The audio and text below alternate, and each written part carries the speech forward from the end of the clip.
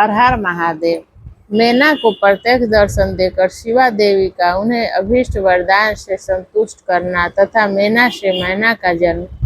नारद जी ने पूछा, पिताजी, जब देवी दुर्गा अंतर्ध्यान हो गई और देवगण अपने अपने धाम को चले गए, उसके बाद क्या हुआ? ब्रह्मा जी ने कहा, मेरे पुत्रों में श्रेष्ठ विप्रवर नारद, जब विष्णु आदि देव समुदाय हिमालय और मैना को देवी की आराधना का उपदेश दे चले गए, तब गिरिराज हिमाचल और मैना दोनों दंपति ने बड़ी भारी तपस्या आरंभ की। वे दिन रात शंभु और शिव का चिंतन करते हुए भक्ति युक्त चित्त से नित्य उनकी सम्यक रीति से आराधना करने लगे। हिमवान की पत्नी मैना बड़ी प्रसन्नता से शिव सहित शिवा देवी की पूजा करने लगी।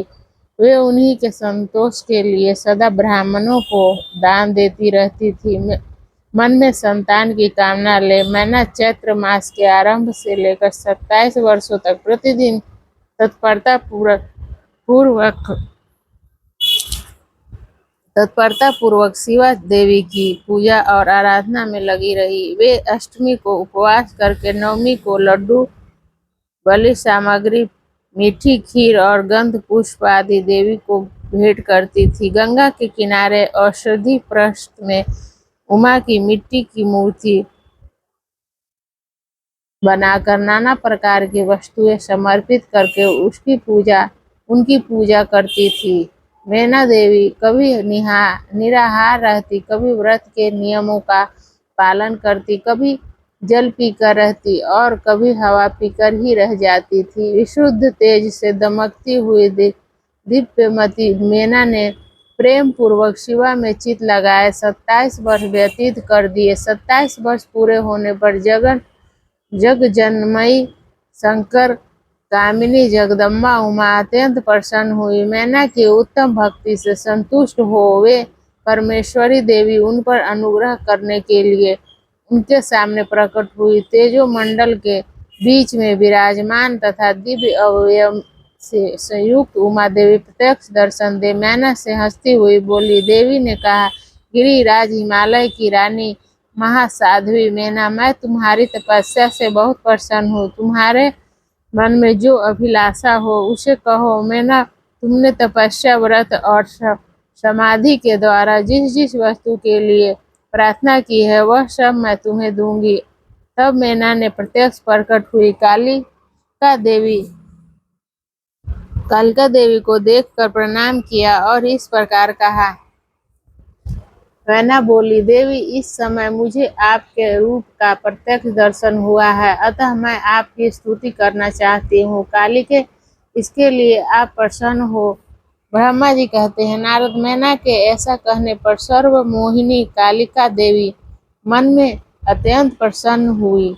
अपनी दोनों बाहों से खींचकर मैना को हृदय से लगा लिया। इससे उन्हें तत्काल महाज्ञान की प्राप्ति हो गई। फिर तो मैना देवी प्रिय वचनों द्वारा भक्ति भाव से अपने सामने खड़ी हुई कालिका स्तुति करने लगी। मैना बोली, जो महामाया जगत को धारण करने वाली चंडिका, लोकधारिणी तथा संपूर्ण मनोवांछित पदार्थों को देने वाली हैं, उन महादेवी को मैं प्रणाम करती हूँ। जो नित्य आनंद प्रदान करने वाली माया, योग निद्रा, जग जननी तथा सुंदर कमलों की माला से अलंकृत है, उन नित्य सिद्धा उमा देवी को मैं नमस्कार करती हूँ। जो सबकी माता मही, नित्य आनंदमयी, भक्तों के शोक का नाश करने वाली तथा अल्प पर्यंत नारियों एवं प्राणियों की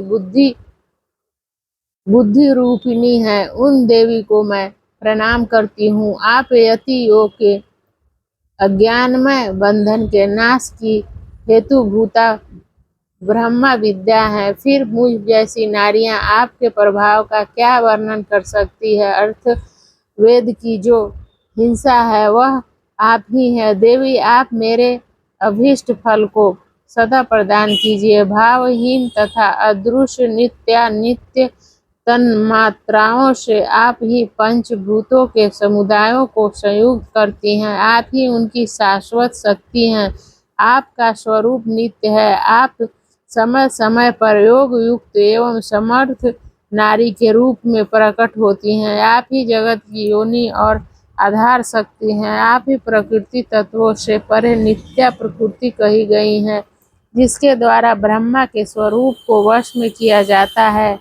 वह नित्या विद्या आप ही हैं। माता, आज मुझ पर प्रसन्न होइए। आप ही अग्नि के भीतर व्याप्त उग्र दाहिका शक्ति हैं। आप ही सूर्य किरणों में स्थित प्रकाशिका शक्ति हैं। चंद्रमा में जो आदाहित शक्ति है वह भी आप ही हैं। ऐसी आप चंडी देवी का मैं स्तवन और वंदन करती हूँ। आप स्त्रियों को बहुत प्रिय हैं। ब्रह्मचारियों की अध्यभूता नित्या ब्रह्मा शक्ति भी आप ही हैं। संपूर्ण जगत की वांछा तथा श्री हरि की माया भी आप ही हैं, जो देवी इच्छा अनुसार रूप धारण करके सृष्टि पालन और संहारमयी हो उन कार्यों का संपादन करती हैं तथा ब्रह्मा विष्णु एवं रुद्र के शरीर की भी हेतुभूता है, वे आप ही हैं। देवी, आज आप मुझ पर प्रसन्न हो। आपको पुनः मेरा नमस्कार है। ब्रह्मा जी कहते हैं, नारद मैना के इस प्रकार स्तुति करने पर दुर्गा कालिका ने पुनः उन मैना देवी से कहा, तुम अपना मनोवांछित वर मांग लो।